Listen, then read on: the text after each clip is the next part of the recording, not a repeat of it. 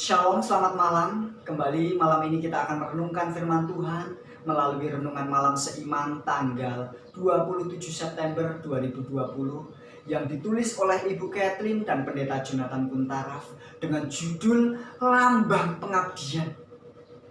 Kita satu dalam doa, kita tunduk kepala.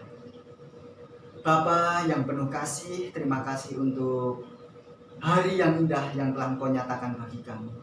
Sehingga pada kesempatan ini Engkau telah berikan kesempatan juga untuk boleh mendengar sebagian dari firman-Mu. Kiranya tuntunan-Mu menjadi bagian kami, sehingga kami pun boleh diubahkan dan semakin hari semakin dekat dengan Engkau. Di dalam nama Tuhan Yesus ya Bapa, kami berdoa. Amin. Kebenaran firman Tuhan pada malam hari ini terdapat di dalam buku Kisah 10 ayatnya yang ke-38. Buku Kisah 10 ayat yang 38 mengatakan, yaitu tentang Yesus dari Nazaret. Bagaimana Allah mengurapi dia dengan Roh Kudus dan kuat kuasa. Dia yang berjalan berkeliling-keliling sambil berbuat baik dan menyembuhkan semua orang yang dikuasai iblis, sebab Allah menyertai dia. Baptisan merupakan lambang pengabdian kepada Kristus. Hal ini kita dapat lihat dari pekerjaan Yesus sendiri. Misalnya, pada waktu Yesus menerima baptisan, ia memperoleh kecurahan Roh Kudus, menandai pengurapannya atau penyerahannya dalam tugas yang diberikan Bapa kepadanya. Pengalamannya menunjukkan bahwa baptisan air dan baptisan Roh berjalan bersama, sehingga baptisan tanpa Roh Kudus itu tidaklah lengkap. Jemaat pada zaman rasul-rasul kecurahan Roh Kudus umumnya mengikuti baptisan air.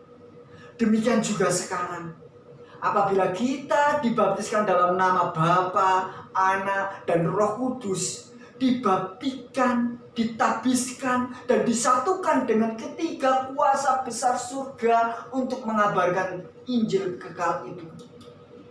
Roh Kudus menyiapkan kita untuk melaksanakan pekerjaan pelayanan dengan memurnikan hati kita dari dosa. Yohanes menyatakan bahwa Yesus akan membaptiskan kamu dengan roh dan dengan api, sebagaimana dalam Matius 3 ayat 11. Dan Yesaya menyatakan bahwa Allah akan membersihkan umatnya dari kenajisan mereka. Yesaya 4 ayat 4. Dengan roh yang mengadili dan yang membakar. Sedang dalam Yesaya 1 ayat 25 dikatakan, aku akan memurnikan perakmu dengan garam soda, kata Tuhan, dan akan menyingkirkan segala timah daripadanya. Ibrani 12 ayat 29, sebab Allah kita adalah api yang menghapuskan dosa. Roh Kudus akan memurnikan hidup semua orang yang menyerahkan diri kepadanya, dan dosa-dosa mereka akan dihapuskan. Lalu Roh Kudus akan melengkapi mereka dengan berbagai karunia-Nya. Karunia atau pemberian yang dimaksudkan ialah pemberian ilahi yang istimewa yang dikaruniakan pada waktu baptisan untuk menyanggupkan umat percaya melayani jemaat dan melayani orang-orang yang belum menerima Yesus Kristus. Sebagaimana dalam Kisah 1 ayat 5 dan 8, baptisan Roh Kudus memberikan kuasa bersaksi bagi jemaat mula-mula. Dan hanyalah dengan baptisan yang serupa yang dapat menyanggupkan jemaat melakukan tugas pengharapan Injil kekal Allah ini. Sebagaimana dalam Matius 24 ayatnya yang ke-14.